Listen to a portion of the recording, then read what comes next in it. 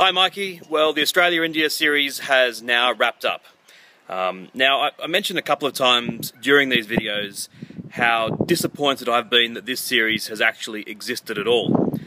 Probably should explain that briefly, that Australia versus India should be one of the most celebrated series in cricket. The two nations have pretty passionate fans and pretty strong followings, and properly organised, promoted and diarised, a series between these two countries could be something quite magnificent, as it has been in the past. Instead, this one was thrown together at the last minute because the Board of Control for Cricket in India just wanted to slap together a few one-day games and make a bit of extra money. And the Australian Cricket Board meekly just said, okay, we'll go, even though our most important series, the Ashes, is about to start. One of the problems that has occurred out of this is Shane Watson, the Australian player who always gets injured, once again got injured during this particular match, the final game. But still, for all that, it was a remarkably entertaining series, and the last game, if anything, was the most entertaining of them all. India batted first, and after 45 overs had scored 283, which in the context of this series was good but not great.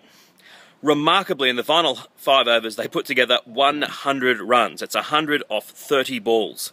I've never seen anything like it. That balls that were going along the ground and hitting the fence and therefore getting 4 runs, which are normally something to be noticed and celebrated, were almost being dismissed by the commentators, as though, imagine in soccer that the player scores a goal and the commentator barely even recognises that it has occurred. Anyway, Rohit Sharma scored a double century for India. That's 200 runs. Almost impossible to do in one-day cricket. It's one of the very, very few that has ever been done. And India finished with 383.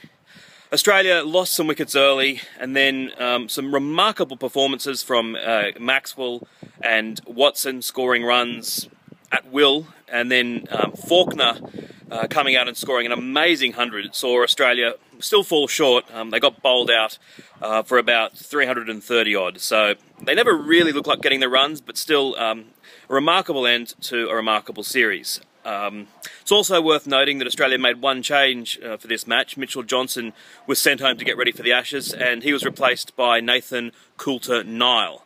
If you notice, the second half of his surname is Nile, and that's the reason that his nickname is River. So maybe I was a bit harsh before when I said that Australian cricketers don't have a sense of humour, because, you know, there's a lot of thought that's gone into that one. Anyway, as I said, a series that I didn't think I'd really enjoy, despite myself, I thought was wonderful. India have run out victors, and Australia, though, can hold their heads up high. They played pretty well, and I think that they can approach the Ashes with a great deal of confidence. I'll speak to you later. Bye.